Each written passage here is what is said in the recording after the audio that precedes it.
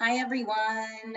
Welcome to today's presentation. We are so thankful to have you here with all of us.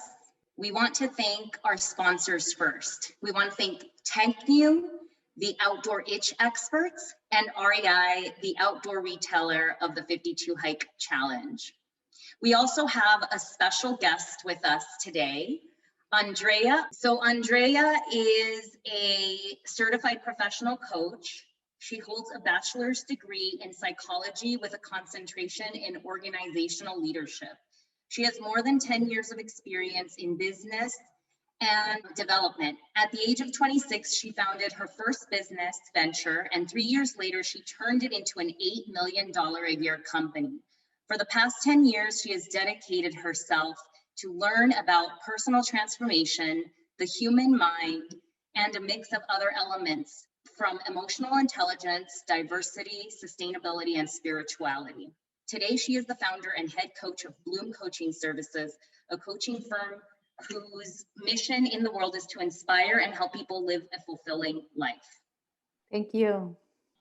All right, so first thing we need to do today before we get started is a grounding exercise. We want to set the stage for our discussion on motivation, where you can feel comfortable discussing a topic that might be uncomfortable. So how do we do that? With the breath. Taking a deep breath. Together, we're going to take a breath, and at the top of the breath, we're going to hold it, and then we're going to exhale together. We're going to do 3 of them. All right? On 3. 1, 2, 3. Take a deep breath. Hold it. Exhale. Now we're going to take another deep breath. Hold it. Exhale. Take one more deep breath, this time inhaling anything that's been bothering you today, taking a deep breath, holding it, and exhaling it. Great job. So we're really thankful to have you. We're going to go ahead and start with our agenda, and Philip is going to be sharing that with you all. So just as a little guide, we're going to be talking about motivation, of course. That is the topic of tonight's discussion. We're going to talk about some solutions, some tips, goal setting, visualization, some reward systems, and typical problems that you might come across in your motivation, as well as your why. Then we're going to have our special guest, Robb, perform, which is going to be great. Yeah. And following that will be our Q&A. So let's go ahead and start here. So my story is basically that I was overweight, about 80 pounds overweight, and this is back in 2002. And I decided to go on this journey of losing weight. I actually really wanted to be in shape so I can go climb mountains and go hike. And I just really was feeling very, slow and lethargic. And with that, I really just wanted to get outdoors and enjoy life. I had no idea that I was going to go climb mountains one day. As a matter of fact, if you told me, I would have thought you were crazy. So I just said, I'm just going to see how far I can go. And by consistently hiking, that was my gym. By consistently hiking, I got out and ended up losing that weight. I want to be very clear and set the stage here. It wasn't easy. It was very, very hard. I struggled a lot. I would be with my friends and we were hiking, and I would tell them I needed to go get my camera out of my backpack, and I would have to take off my backpack, but really that was just an excuse for me to stop and breathe because I was barely keeping up, and I was sweating, and it was just really awful, and I was so embarrassed. And so I started hiking by myself, and I started hiking, of course, in a local area where I felt I could go hiking and I didn't feel the shame of being overweight. And so anyway, not only did I love and want to be outdoors and the freedom of that, but I also too, at that young age of in my 20s, I kind of wanted to get in shape so I can go date. So that was a little bit more of my motivational stick. So with that, let me go ahead and hand it off to Karla, and she'll talk about what's motivated her. So I don't know if you could see the face of the woman on the left. I was definitely not confident, and I was really unhappy in my life. In 2012, I was going through a divorce, and I lacked a lot of things like self-confidence, self-love. I just didn't really realize, that I was enough. And so I was feeling down and, going through this divorce, I was in a depression. Well, about a year later, I met Phillip and we went for a hike. And on that hike, I remember for the first time in over a year, I felt something inside of me that felt really good when I was out breathing fresh air. And I remember getting to this outlook and just feeling so good about myself. And as a joke, kind of thought, I want to hike once a week for a year because I really wanted that feeling again. I was so tired of feeling down and not feeling good about myself. And jokingly, we decided to nickname it the 52 Hike Challenge. Well, what happened on that journey is I ended up finding myself, and I ended up finding my confidence, and I ended up finding, my self-love and my worth through really the mountains. And it was really a life-changing experience. The woman on the right is what has come from this journey. And, it wasn't always easy, right? There were times where I was doing a hike and I wanted to give up. And there were times where I felt like, what am I doing here? This is too hard. But with each step that I took, I got stronger.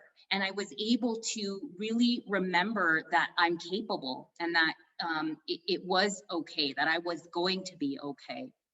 So this journey was so transformative that we really wanted to share this journey with all of you.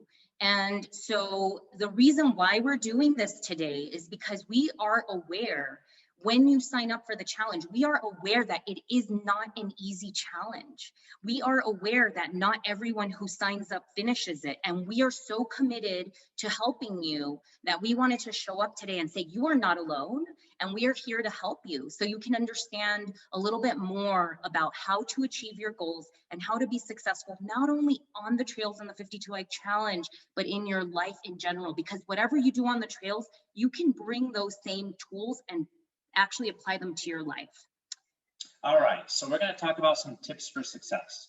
Obviously, setting a goal, such as the 52 Hike Challenge, is a great one. But setting those goals and actually breaking them down into smaller goals, and I'll talk about that a little bit more. Take action. Any action really is important because we sometimes think that we're going to get this amazing inspiration and everything is going to change, and that doesn't really happen.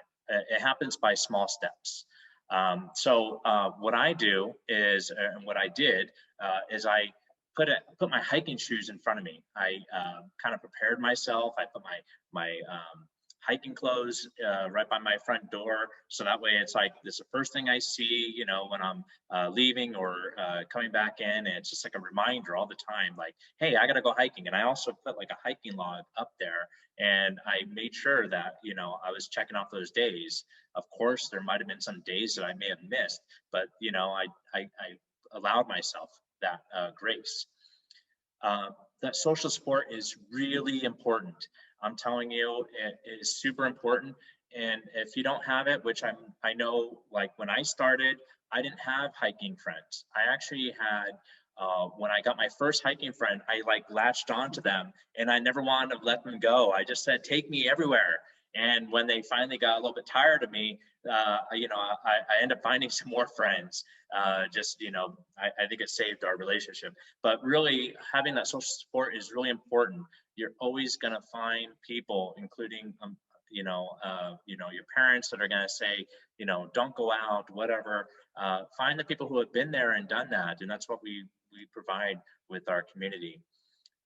Of course, go somewhere you feel comfortable, somewhere close to home. That should be your default. So that way, when you're looking up new trails and you're going, this is too much work, you know exactly where to go, and that way you feel comfortable, and that becomes kind of like your place to go. I know for me, I lost a lot of my weight, and I had a lot of my hikes on a trail that was only about a mile away from my place.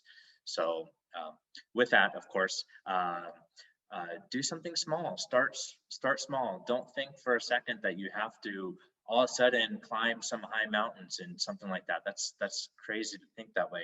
You have to start small. It's you don't want to burn yourself out, and you want to be able to look forward to the next time.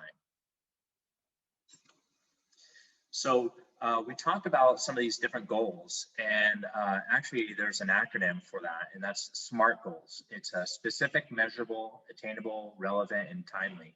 And a SMART goal would be like the 52 hike challenge, and going out hiking hiking 52 times in a year, once a week, 1 mile at a time. I mean, that is very doable. That is actually one of the reasons why we kind of made it a little bit easy in the challenge to say 1 mile, because we know that a lot of people are starting off probably like where I was, or even in worse condition.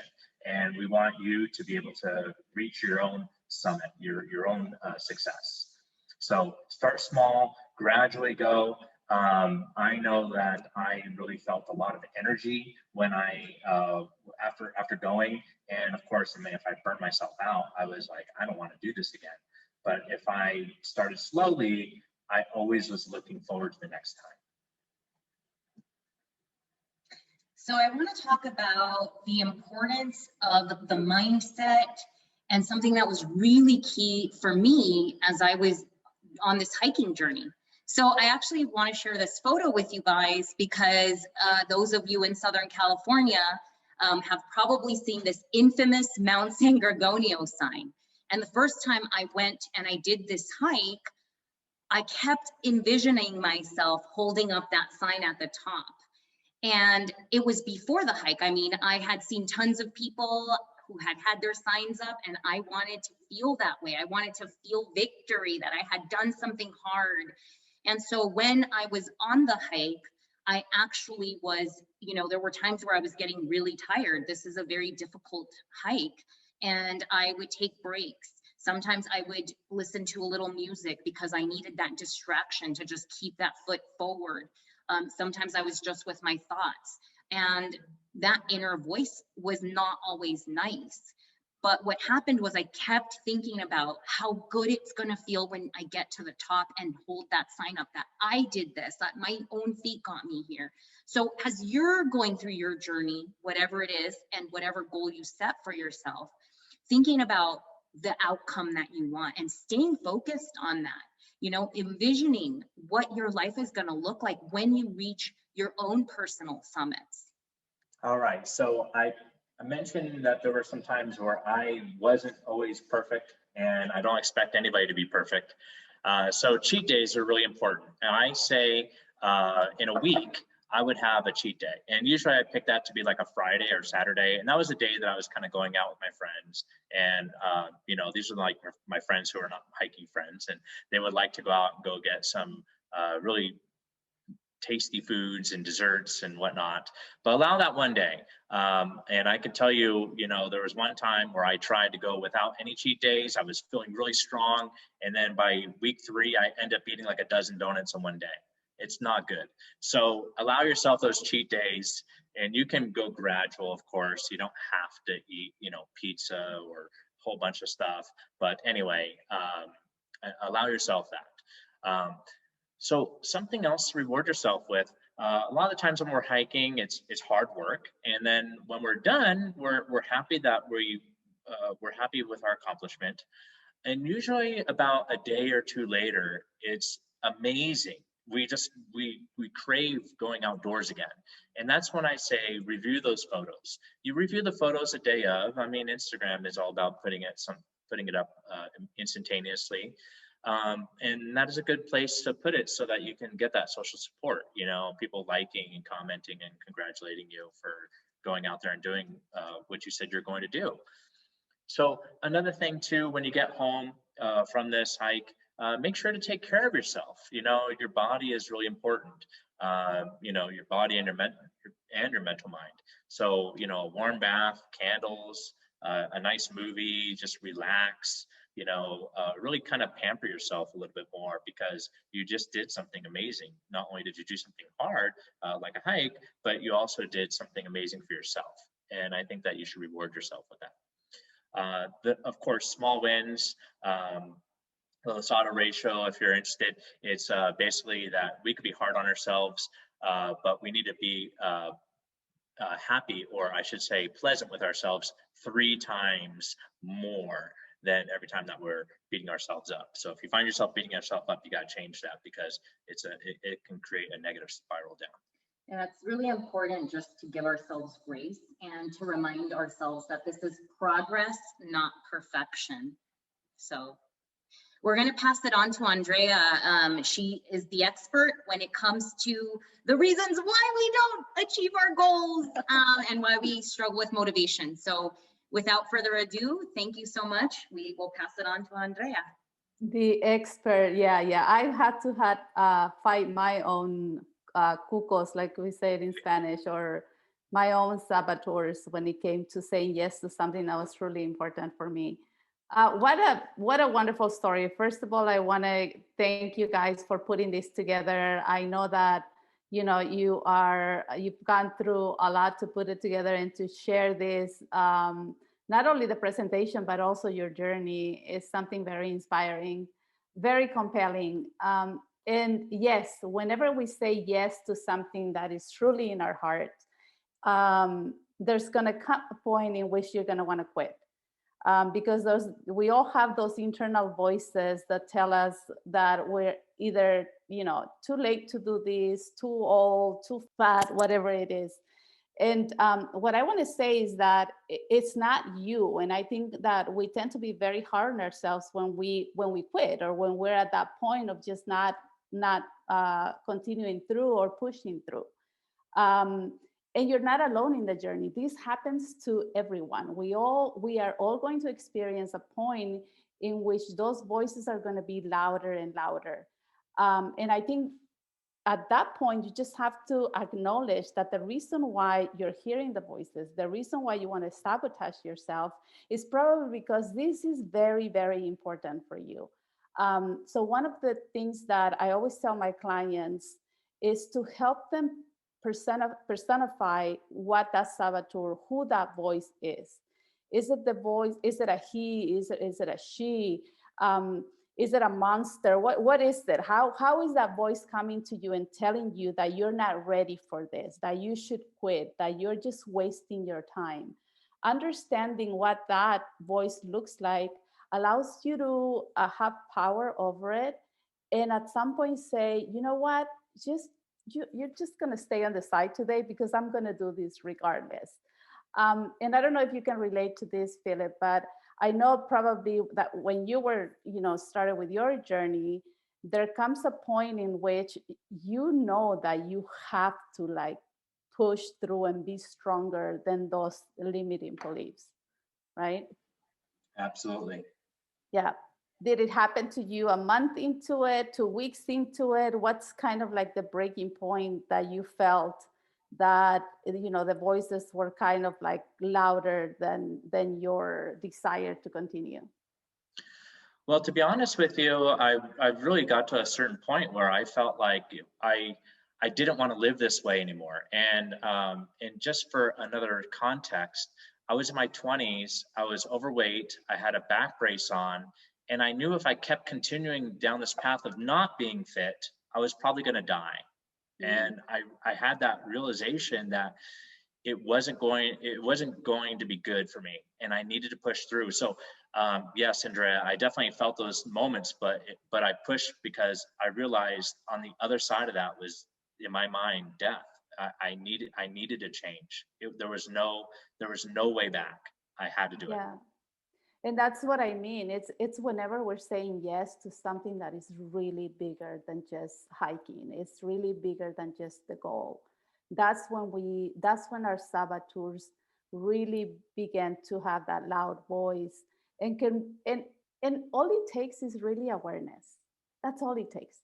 We If you are aware that that's part of the process, you're going to be able to overcome those voices.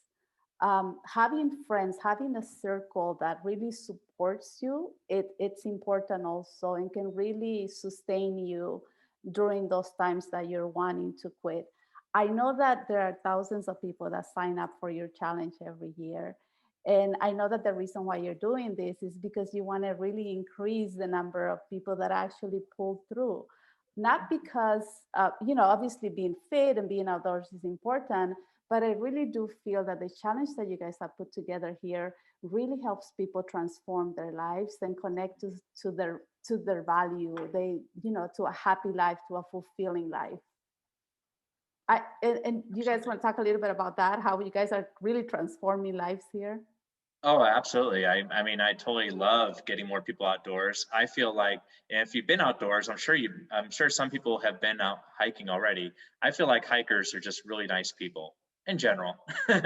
uh, and so I feel like, one of my main things that I really love is that we're not only helping people change their life, but also creating good stewards of the outdoors and people who may want to get back to the outdoors, maybe do some trail maintenance or plant more trees or be advocates for the outdoors. I mean, I really love that, and that's really I'm really happy to create the future of our world, and I'm happy to help everyone here.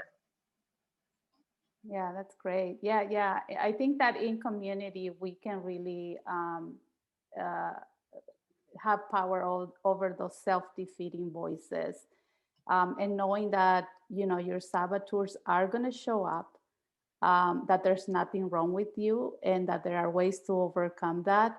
I think it's the way for people to complete the challenge and feel that they, like you felt, Karla, when you were on top of that mountain with that sign. Mhm. I think there's another reason why which is safety, right? I know that just by listening to you guys, and I've been wanting to do the challenge, and to be honest with you, my saboteurs are actually speaking louder to me even before I get on the mountain. Well, let's talk about that. A lot of people get scared because of those reasons.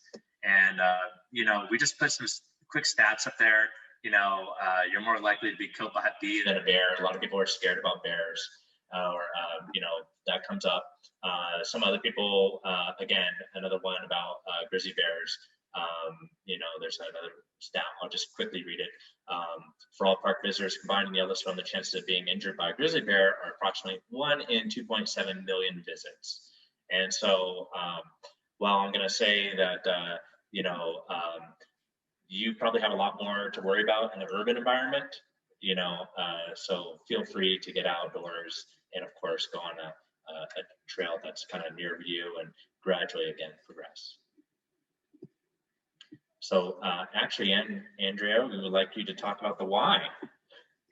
Yeah, I think we already got started a little bit. I think about maybe 10 years ago when I decided to change careers and join this leadership training, I wasn't doing it really because of the training. I knew there was something bigger, in my life that needed to happen in order for me to actually finish the whole 10 months. And I think your challenge is very similar. When we really connect to why we're doing this, like you said, I need to stay alive or else I'm going to die. That's really the fuel that's going to allow you to keep going. And that is going to make it meaningful and purposeful. So slowing down and really finding the time to journal or talk to somebody that you trust about why this is important for you. I think it's one of the first steps once you commit to this challenge is really connect to that why, because that's really going to connect you and keep you motivated and inspired. The challenge itself can be And in coaching, we look at what's the small agenda, which can be the goal, and what's the bigger agenda, what's the big A, why are you truly doing this? So that is the first question that I want to ask people that are considering this challenge is why? Why? Do you want to be happier? Are you feeling stuck at your job? Is there life or death? You know, why are you here and why this is important? I think that's a beautiful question to ask. And, you know, our society has taught us how to operate from the mind, right? And we pay very little attention to what's in our heart. And in order to do that, we need to learn to slow down and connect to the things that truly matter for us. So the why, yeah, it's kind of like the foundation of everything. Yeah, thank you. Thank you for sharing that. And again, everyone who is here, why are you wanting to take this challenge, right? Take some time and really think about that. I think that when things get tough, it's always that final thought, that internal, need to fulfill something that will push us through when, like, we're facing these difficult times. And so connecting with that. And so I like to say, think about your life in 5 years. If you don't do this thing that you've committed to yourself or that you want to achieve, think about your life in 10 years, in 15 years. If it didn't matter, then maybe the goal you set for yourself, whatever that may be, may not be so important. But if it really matters, if you're like, I want to be here for my children, and I want to be here for my my life partners and my friends, and whatever your why is, again, that connection that that it really matters 5, 10, 15 years down the line, that's going to connect you and really help you. And speaking of our why, we have an amazing guest that we're going to have here performing. We have Teddy Robb. And let me tell you a little bit about Teddy, because thank you for being here, Teddy. He started his craft of music in the Rocky Mountain ski lodges and Nashville's honky tonks. Teddy has a laid-back voice that grabs you like the Colorado winter air and wraps you up in a blanket with someone you love next to a fire.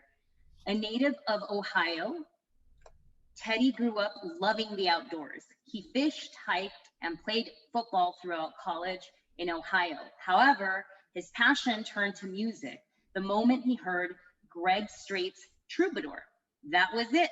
The decision was made. He called his parents, packed his bags, and hit the road. Teddy spent time in Colorado playing music to support his snowboarding habit, which, by the way, if you don't know, Teddy partnered with us and is giving away a snowboard. The link is available, if it hasn't closed by now, on the event page. Anyhow, so he was doing this for his snowboarding habit before making the final move to Nashville. Then he signed to Monument Records in 2018. Teddy's debut single, Really Shouldn't Drink Around You, written by multi-Grammy Award-winning songwriter Shane I'm not sure how to say that, McNally and Josh Osborne, along with chart-topping songwriter and Old Dominion band member Trevor Rosen, has over 50 million worldwide streams to date and shipped to country radio last year. Teddy performed the song to a national audience on NBC's Today Show, and his music has been written about in the pages of Rolling Stone, Billboard, and more. Welcome, Teddy. Yeah. Thank you guys for having me. Thank you so much. And actually, before we start, we want to know how you stay motivated on the trails and in music. I mean, we can't imagine that this has been an easy path for you. It's definitely not been easy. First off, I love what you guys are doing. Thank you for having me a part of this. Once I'm on the trail, it doesn't take a whole lot of motivating. I'm not too hard on myself. Some days I feel like getting after it, and I will, I'll be out there sprinting and working out. And some days it's just a nice stroll, but the motivation comes just getting there. It's like, that's where I have to keep myself motivated. It's like just getting to the trail. But once I'm there, honestly, it's like I'll throw a podcast on some days or music, and off I go. But I mean, just the last year, I would say hiking got me through this so much, and I just know the benefits of it. That's what probably keeps me motivated getting to the trail. It's like I can tell when I'm not out there versus when I am, in my mental health and my physical. For sure. We can relate to the mental health aspect of it. And, that is one of the biggest reasons why we do this work. We want to help more people to have the fresh air out there and to connect with, their true essence of who they are. And I think nature, I'm sure with you, you can relate to that. It really connects you to you. I'm just curious, did being out in nature also inspire some of your songs? Oh, I don't know if it directly inspires it, but I definitely love a hike before I go write. It just helps so much with just having a clear mind. So much of writing is like, some days words are just spilling out, and then in some days they're not. I still haven't really figured out how that works and why some days I feel like I could write, pages and pages, and some days I can't get a sentence out. But I do know that when I hike before I go and write, they seem to go better. I just, there's just something about stream of conscious that when I'm out in the trails, I'm thinking a lot about, my day and what I'm going to write about and things like that. Yeah.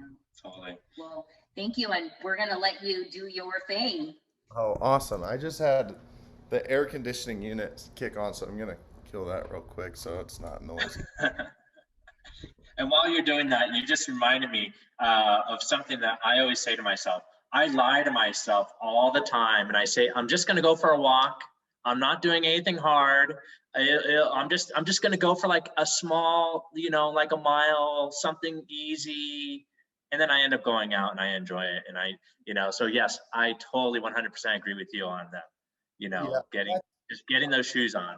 I love that. It's just, I used to be really hard on myself, and I kind of came from that sports background where it's like, if you don't feel like you are falling over dead after your workout, you don't feel like you did a good job. But I don't know, as I'm getting older, it's like by just getting out there and start getting my body moving and flowing, and then once that starts happening, that's when I'm like, okay, yeah, I will sprint this next hill, or I will hop over and do some push-ups, or it just kind of, it's just getting out there, and then some days I'm like, man, I'm gonna make it around this 3 mile lap or whatever it is, and that's all I'm doing today.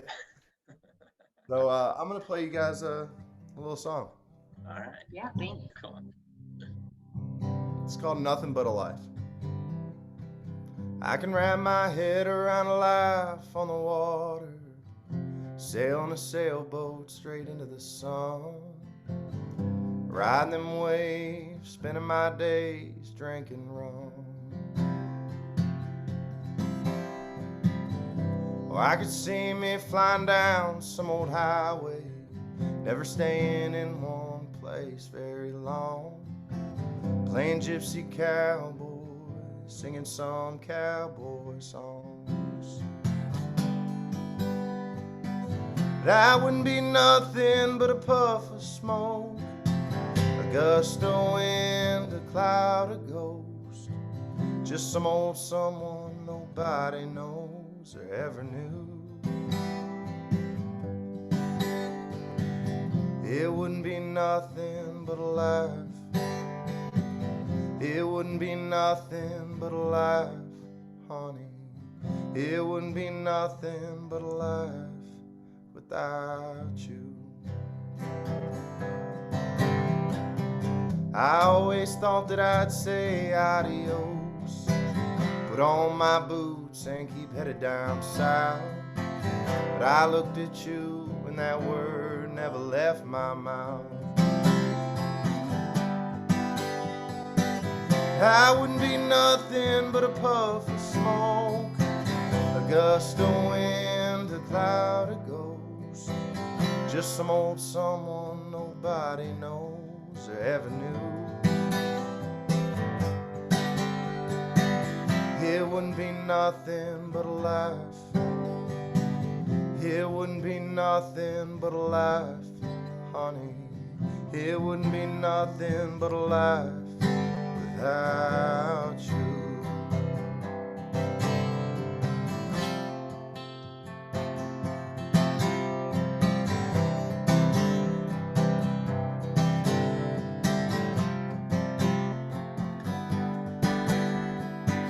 I could disappear like a drop of rain, burn out like a matchstick flame, just another one of those passing things passing through.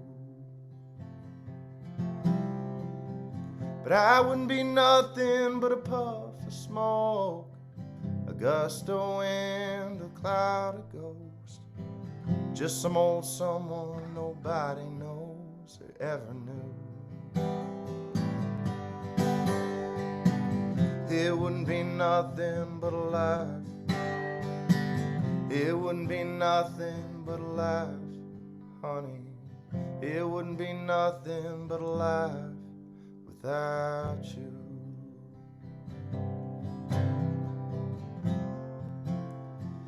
Yeah, without you.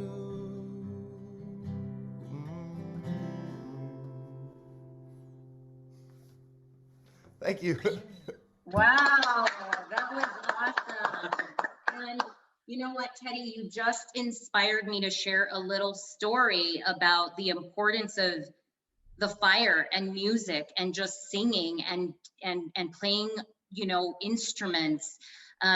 You know, we've had this ability recently to have this experience around the fire where people were just singing whatever was coming to them, and people were playing the instruments, and you know, just being out under the stars. And I think that's the most beautiful thing about nature is, you know, you just feel something that's so human that connects us to one another. Like music, as you know, I'm sure is a language in itself.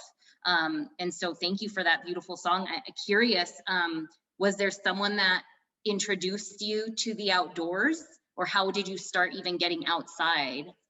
I started going on a fishing trip in the wilderness up in Quebec, Canada.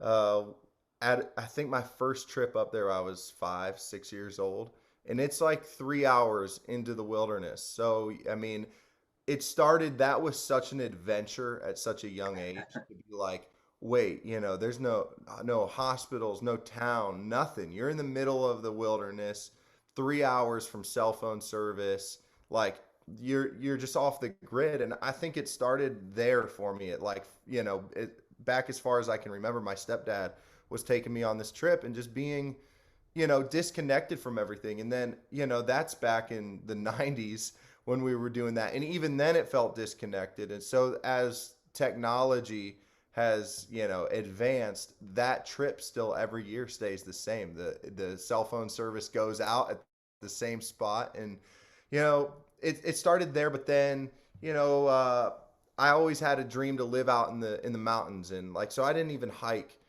I didn't even know that that was really an activity until I moved out to Colorado. And then I started getting introduced to 14ers.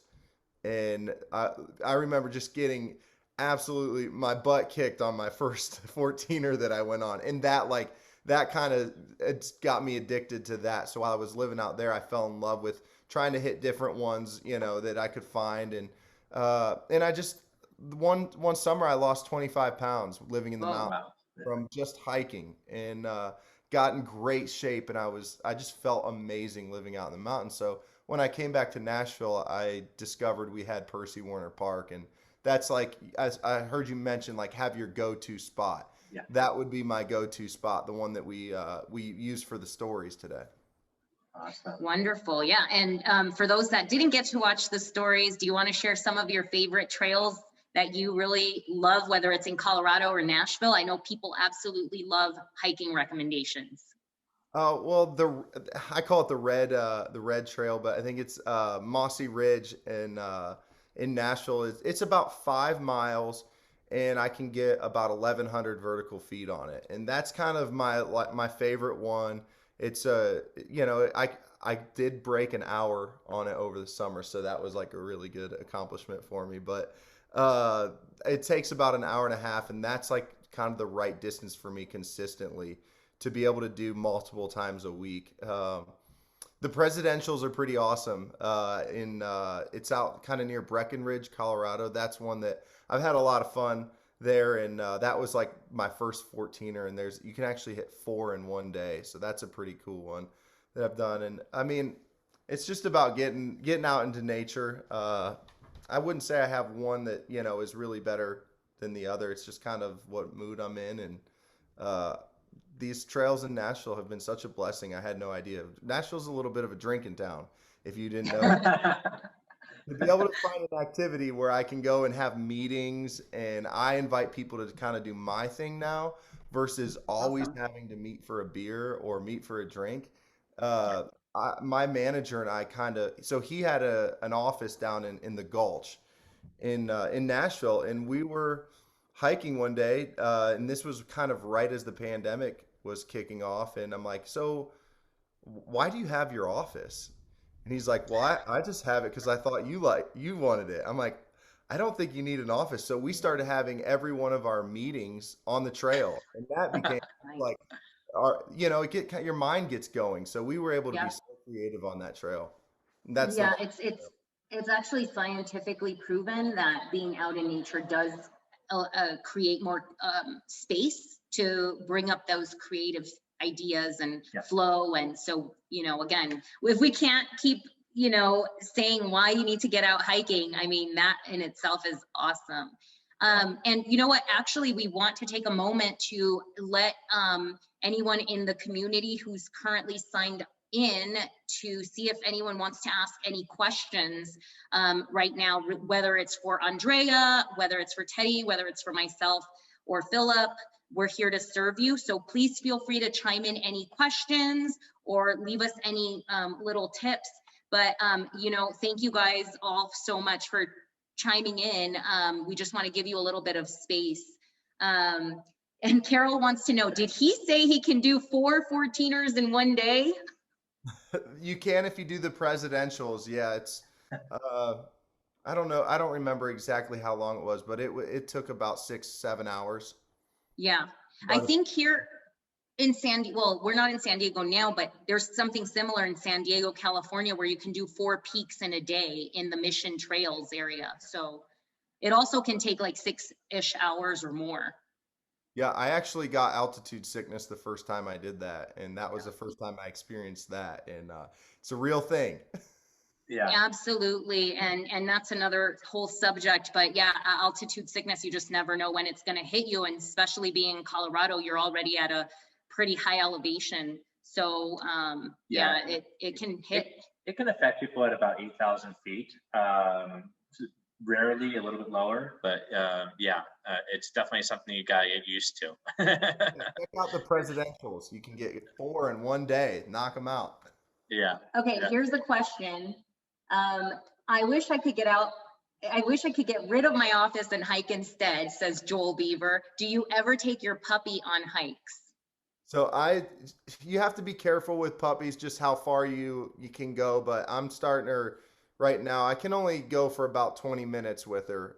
She could physically go longer, but you just got to be cautious with puppies. I don't want to hurt her little hips right now. Yeah. Yeah, and Teddy, someone wants to know, is your song or any of your songs available? You know how you have that 30-second snippet on, social media that you can use music? Someone loves your song and wants to put it on a video of theirs. Oh, yeah, so you can find my music pretty much anywhere you listen to it. Whatever streaming platform, just look up Teddy Robb and you should be able to find. I have an EP out that has 5 songs on it, and then I have one more single that's out. So I have 6 songs out. Amazing. So we have some deep questions for you. How did you know music was your path, and how did you gain the courage to pursue it? It definitely was harder in the beginning because it's like in the beginning, you're the only one that really believes you have something. And even I was questioning it a lot. I don't know if it was so much like revealed to me that it was my path as much as I just wanted it so bad. I wanted it to be my path, so I just kind of had to pick it and go. And I kind of told myself as long as doors kept opening, I would keep chasing after it and keep doing it. And all the while, I just wanted to master a craft. That's really, at the end of the day for me, I just want to master this thing. I don't feel like I'm anywhere close to that, but that's the goal for me. And I think if I can do that, then the career stuff will take care of itself. So that's been kind of my mission. But I started singing when I was 21. It wasn't like Oh, wow. I wasn't born and blessed with an amazing voice. I had to work really hard for that. I wasn't born an amazing guitar player. I still feel like I have so much I have to work on all the time. And I think I love that part about it. Sports for me were a little easier. Like if I did something once, I kind of had it. I have to work really hard. This thing fights me. So I like that about it. But that's what mastery is. It's that perfecting. And, you said it, for anyone listening here, whatever it is you want in your life, it's going to take a lot of practice, and it's going to take that commitment, right? It's making that commitment and reminding yourself of your why every single day. So we actually have some questions. Skyla Studios wants to know, what is something you absolutely must bring that is not a part of your 10 essentials? Are you like on a hike or like if I'm on the road? Yeah, on a hike. Ooh, I mean, if you're doing like a big hike and you're out in the wilderness, I mean, take like some Vicodin or something in case you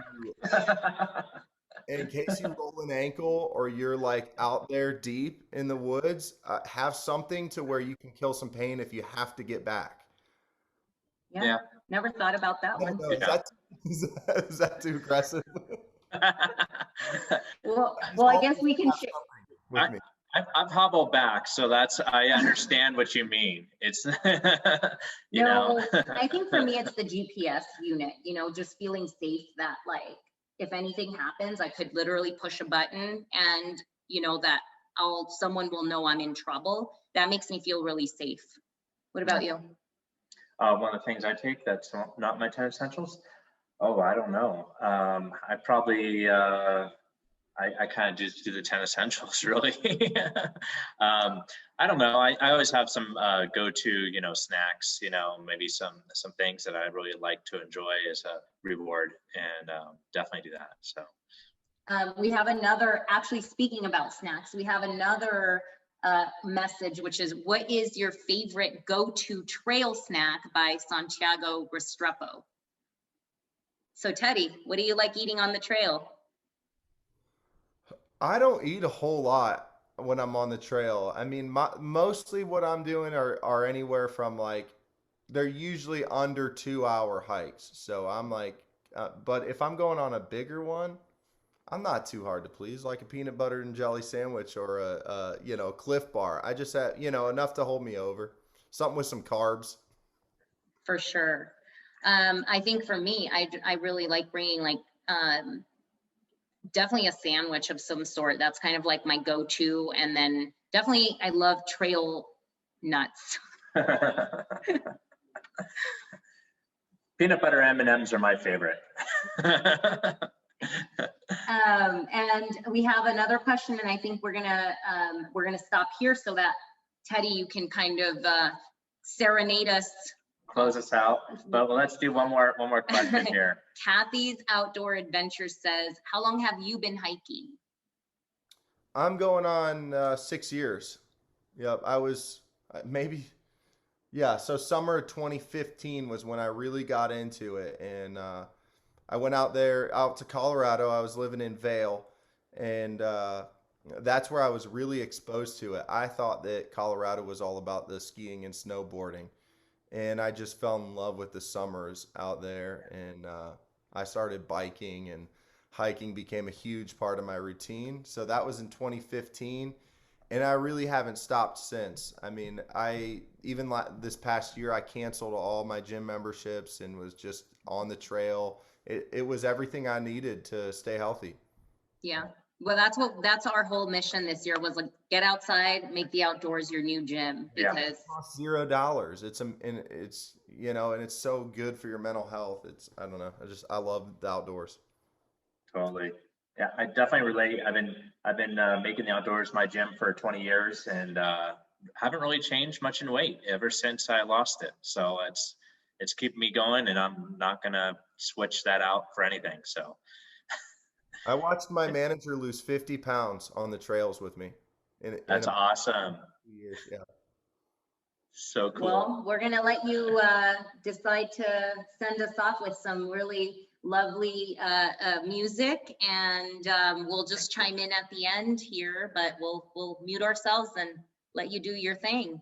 Awesome. Well, speaking about the outdoors, this is my current single, and I feel really blessed to have this song at radio right now. This is a song called Heaven on Dirt.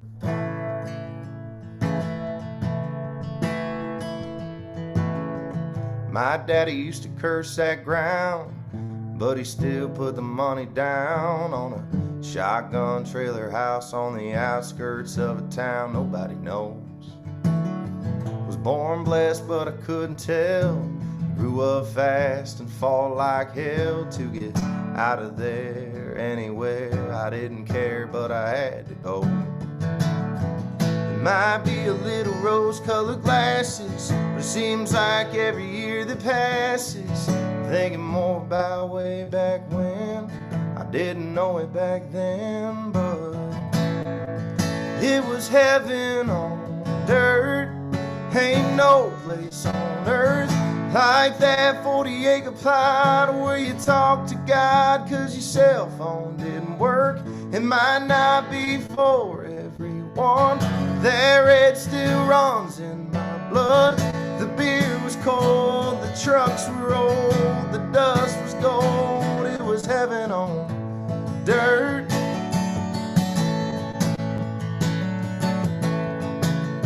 I kissed my first love in the front yard, on the hood of my first used car. Had some good nights with some good friends, and mud tires on holy ground.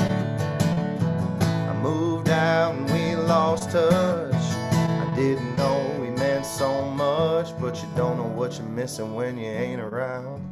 You don't know what you got till they tear it down. No. It was heaven on dirt. Ain't no place on earth like that 40-acre plot where you talk to God 'cause your cell phone didn't work. It might not be for everyone, but that red still runs in my blood. The beer was cold, the trucks were old, the dust was gold. It was heaven on dirt. Oh, it was heaven on dirt.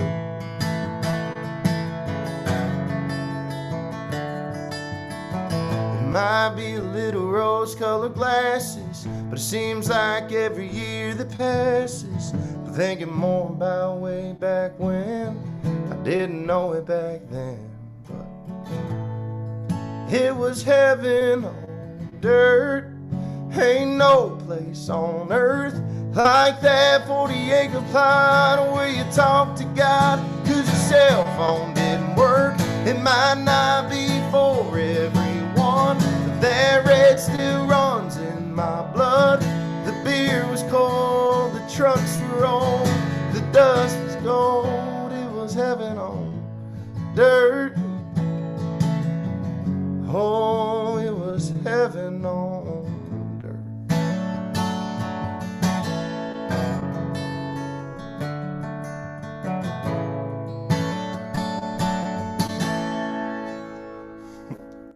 Thank you.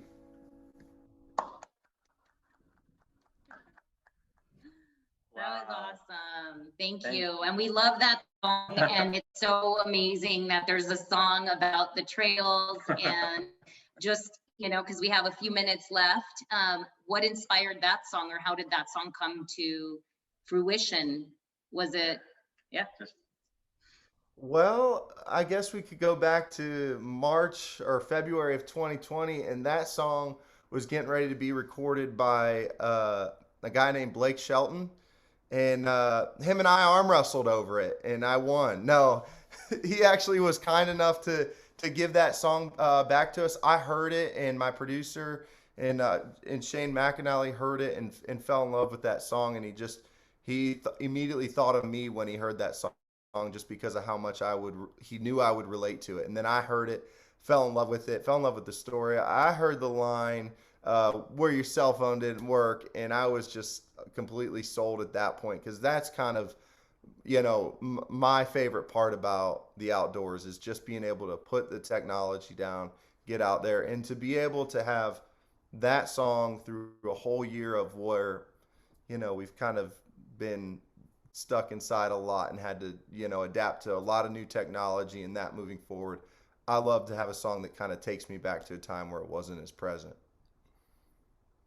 I think we can all relate to that. I think when when we know we're not going to have any cell phone reception and there's nothing but you, the trail, and your thoughts, and I think it's just so special, and I hope that we keep it that way, because I think we need spaces where the phones don't work, but please have a GPS with you.